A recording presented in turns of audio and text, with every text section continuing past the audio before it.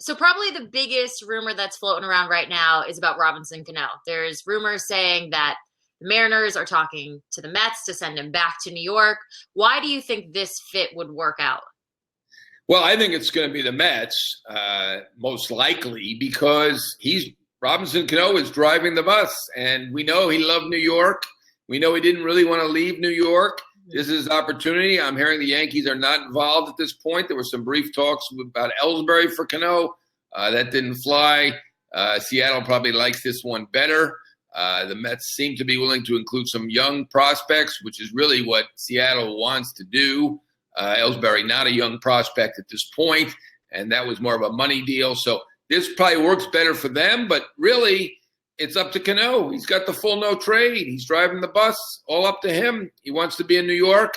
His old agent, Brody Van Wagenen, we just mentioned, he's running the Mets. So, of course, he's going to accept the Mets. And why accept anywhere else? You know the Mets are interested. You know that Brody likes you. He wants to be a second baseman. They have an opening there. So many reasons that it's going to be the Mets, but they have to work out the money. As a couple hours ago, they still had some issues with the money. How much money does Seattle pay? How much is it worth to add Diaz, who was fantastic last year, arguably the best reliever in the league? Personally, I think Hader was the best in baseball, but Diaz, some people will say he was the best. He certainly had the most saves. He was fantastic. But we're going to see whether the Mets throw in Bruce or Swarzak or somebody to offset the money, and what prospects they give in. And I saw there was a bad reaction on Twitter to Kalenic, who was a recent number 1 pick, I think number 6 overall out of Wisconsin. Supposedly can hit. So a lot of good prospects that the Mets are floating. We'll see how many they give up. I don't think the fans will be too happy if you're adding, even if you get a great closer, and Cano, who's still a very good hitter and good defensively, if you're giving up, half the top farm players.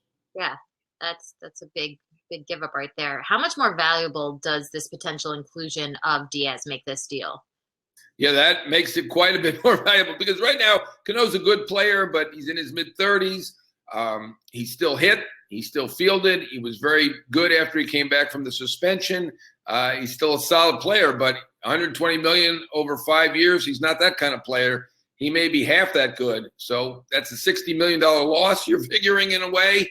And, you get Diaz. Is he worth $60 million as a giveaway? He might be. I mean, he's one of the top relievers in baseball. So to me, it's almost fair if it's just Cano and Diaz, and that's the trade. But, of course, that doesn't look so great for Seattle. You're giving away 2 good players, one great young player who's cost effective, and just doesn't. It's just nothing to sell to your fans. You need to say why we did this trade and why it's going to help the team in the future. This is a team that has not made the playoffs since 2001, longest in baseball, and they need to give these fans reason to hope. It's not going to be 2019. It's likely not going to be 2020.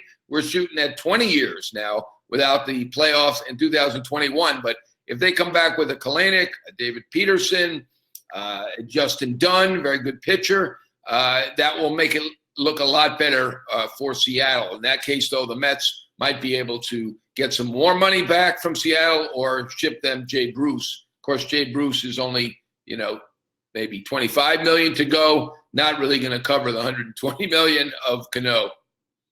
Which prospects are you hearing rumored in this deal? Well, the ones that have been mentioned the most, and I have heard, are Kalenic, the outfielder from Wisconsin, who's a hitting prodigy, and it was a high pick in the last draft, and Justin Dunn, left-handed pitcher. I believe he's out of Boston College. Very talented kid, also one of their top 5 or 6 prospects. David Peterson, left-hander, is another one I've heard, although I haven't seen him mentioned as much lately. Those are the 3. I mean, the Mets have some good prospects. They have probably fewer than most teams, but they have a few good ones. They have a shortstop, Jimenez, who's really very good. They have 5 or 6 good prospects, but if you're giving 2 or 3 to Seattle and then taking on a 30-something-year-old second baseman who's overpriced, Diaz better be darn good for you if that's the deal. Now, we're going to hear some more details as it goes, but as I said, the one thing I can tell you about this deal is that it's more likely to be the Mets than somebody else, just because it's going to be up to Cano. And with the Mets and the Mariners are haggling, but ultimately it's Cano's